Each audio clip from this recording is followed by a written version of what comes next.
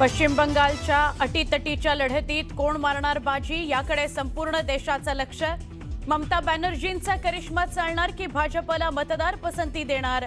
सगळ्यात अचूक आणि विश्वसनीय निकाल पहा न्यूज 18 मराठीवर।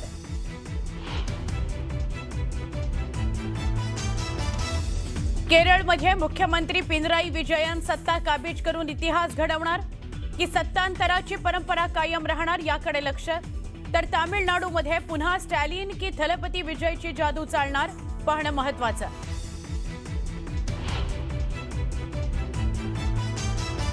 आसाममध्ये भाजप सत्तेची हॅट्रिक करणार की काँग्रेस धक्का देणार याकडे सगळ्यांचं लक्ष। बेरोजगारी महागाईचे मुद्दे ठरले होते प्रभावी।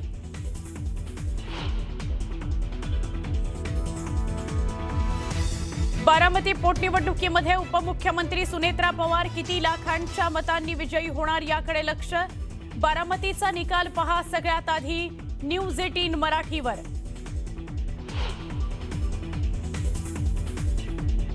राहुरी मतदारसंघातील पोटनिवडणुकीच्या निकालाकडे सगळ्यांचं लक्ष। भाजपचे अक्षय कर्डिले विजय मिळवणार की गोविंद मोकाटे उलटफेर करणार? उत्सुकता शिगेला।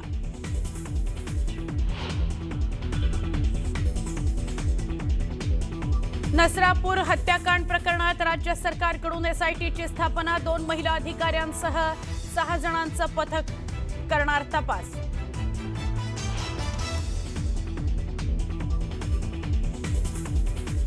नसरापूर प्रकरणी आरोपीचा न्यायालयात निर्लज्जपणा। बचावाकरता किरकोळ भांडणातून गोवल्याचा बनाव। 7 मे पर्यंत पोलीस कोठडी।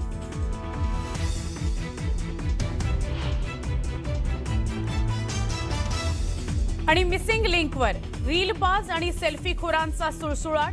वाहन थांबवून फोटोग्राफी करणाऱ्या 30 जणांवर कारवाई।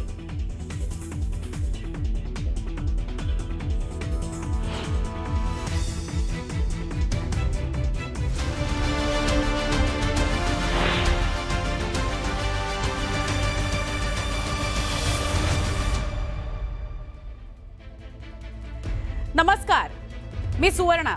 बुलेटिन मध्ये आपल्या सगळ्यांचं स्वागत। आजचा दिवस महत्त्वाचा आहे, निकालांचा आजचा दिवस आहे।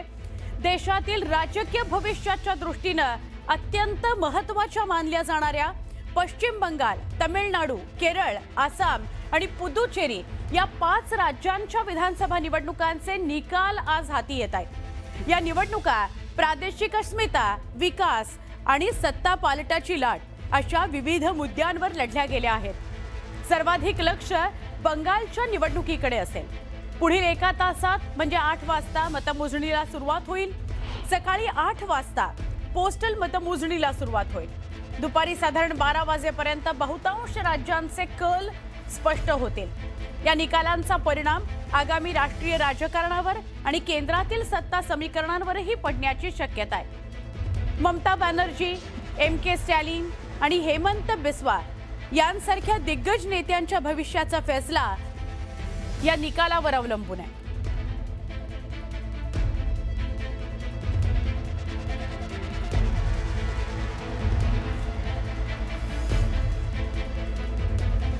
तर महाराष्ट्रासाठी सुद्धा दिवस महत्त्वाचा आहे, कारण बारामती आणि राहुरीच्या पोटनिवडणुका।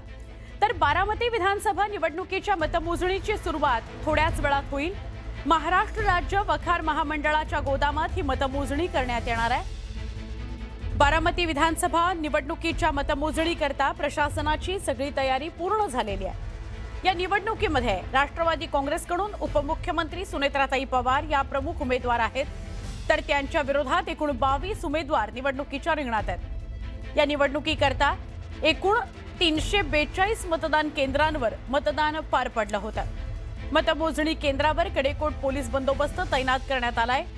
संपूर्ण प्रक्रियेवर सीसीटीव्हीची नजर आहे। उमेदवारांच्या प्रतिनिधींकरता स्वतंत्र व्यवस्था करण्यात आलेली आहे।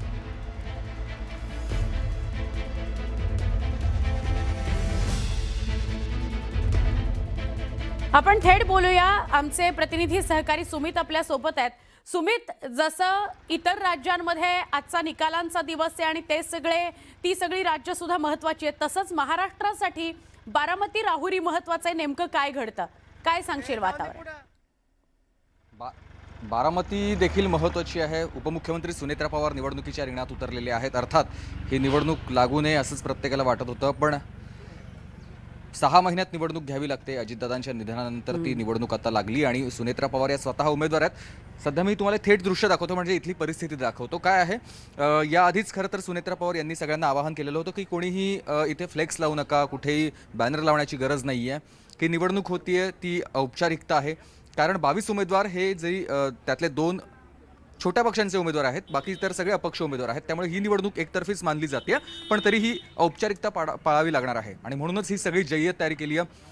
आतमध्ये देखील सध्या कोणालाही सोडलं जात नाहीये, केवळ ज्यांच्याकडे पास आहेत अशाच व्यक्तींना आत सोडलं जात आहे. आत नेमकी कशी सगळी तयारी झाली आहे, माझे सहकारी जे जितेंद्र या ठिकाणचे प्रतिनिधी आहेत बारामतीचे, ते आपल्याला सविस्तर या सगळ्या संदर्भात माहिती देतील. जितेंद्रजी, आतमध्ये नेमकी काय काय तयारी झाली आहे? तुम्ही जाऊन पाहणी करून आला होता, तिथे किती टेबल्स आहेत, किती वाजता मतमोजणीला सुरुवात होईल? साधारणतः आपण बघितलं तर 20 टेबलवर ही मतमोजणी केली जाणार आहे. 6 टेबलवर जी मतमोजणी केली जाणार आहे ती पोस्टल मतदानात मोजले जाणार आहेत. आणि आपण बघितलं की एकंदरीत ही निवडणूक प्रतिष्ठेची मानली जात होती. कारण आपण बघितलं की जरी सुनेत्रा पवार यांचा विजय नक्की मानला जात असला तरी म्हणजे आत्तापर्यंतचे उमेदवारांची मतधिक्य पडलेले आहे की 2,14,000 असतील, 2,000 अजितदादांचे 1,65,000 मताधिक्य असेल. परंतु आत्ताची निवडणूक जी ही झाल्यानंतर त्यांना 2,14,000 किंवा 2,17,000चा टप्पा पार केल्यानंतर विक्रमी मताधिक्य त्यांना मिळालं पाहिजे. म्हणून आपण बघितलं की या ठिकाणी मुख्यमंत्री असतील, इतर नेते असतील, यांच्या सभा घेण्यात आलेला. भाजपचे चंद्रकांत पाटील असतील, भाजपने देखील इथं येऊन वेगवेगळ्या ठिकाणी बूथ कमिटींच्या बैठका घेतल्या होत्या. आणि नंतर आपण बघितलं की एक शेवटची जाहीर सभा बारामतीच्या शारदा प्रांगण येथे पार पडली. आणि आपण बघितलं त्या मंचावर सुप्रिया सुळे असतील, देवेंद्र फडणवीस असतील आणि छगन भुजबळ, इतर सर्व नेत्यांची त्या ठिकाणी भाषणं झाली. पण असं जरी असलं तरी आपण बघितलं की या मतदानाचा टक्का कुठंतरी घसरलेला आपण बघितलं. पुढाऱ्यांनी इथलं अजिबात काम केलेलं आपल्याला या ठिकाणी दिसलं नाही. जी मतदारांपर्यंत आपल्याला जायला पाहिजे होतं की त्यांच्या मतदाराच्या स्लिपा त्यांच्यापर्यंत गेल्या नाहीत. आणि म्हणून आपण बघितलं की 58.27% मतदान झालेलं आहे. 2,24,000 मतदान झालं असलं तरी आता आपण बघतोय की जे विरोधक आहेत, अभिजित बिचकुले असतील, करुणा मुंडे असतील, इतर 22 उमेदवार हे विरोधी ह्याच्यामध्ये रिंगणात उतरलेले आहेत. आणि आपण आता आपल्याला बघायचं आहे की सुनेत्रा पवार हे 2,17,000चे पुढचं मताधिक्य ते घेणार का. आणि दुपारी आपल्याला हे साधारणतः स्पष्ट होईल. आणि त्यानंतर जरी विजय झाल्यानंतर कार्यकर्त्यांना स्पष्ट सूचना दिलेल्या आहेत की गुलाल कुणी उधळायचा नाही आणि जल्लोष कुणी करायचा नाही. आपण बघितलं की अजितदादांचं दुःख अजूनही कार्यकर्त्यांच्या मनामध्ये आहे.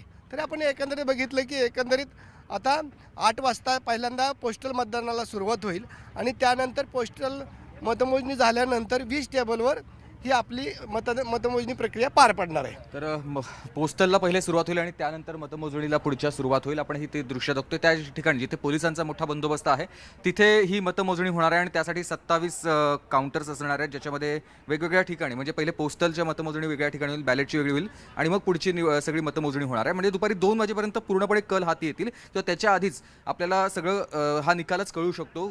कारण या निवडणुकीमध्ये सुनेत्रा पवार या एकमेव प्रस्थापित उमेदवार आहेत. त्या व्यतिरिक्त सगळेच उमेदवार हे अपक्ष आणि नौखे आहेत किंवा अगदी अभिजित बिचकुले आहेत, करुणा मुंडे यांच्यासारखे उमेदवार आहेत. त्यामुळे या निवडणुकीचा निकाल हा बारामतीमध्ये आल्यानंतर हा स्पष्टपणे दिसतोच किंवा जाणवतोच आहे. केवळ आता ही औपचारिकताच आहे. मात्र या निवडणुकीमध्ये मताधिक्यांचं गणित किती असणार आहे, म्हणजे मताधिक्य अजितदादांचा रेकॉर्ड मोडता येणार आहे का, एवढंच फक्त पाहायला मिळणार आहे. मात्र फक्त 2,24,000 मतदारांनीच मतदानाचा हक्क बजावलेला होता, त्यामुळे मतदानाचा टक्का घसरलेला आहे. त्यामुळे हा रेकॉर्ड खरंच मोडेल का, हा प्रश्न आहे. नक्की सुमित, धन्यवाद. तुमच्याकडे आज दिवसभर येत राहू आणि बारामतीतला सगळा आढावा तुमच्याकडून घेत राहू.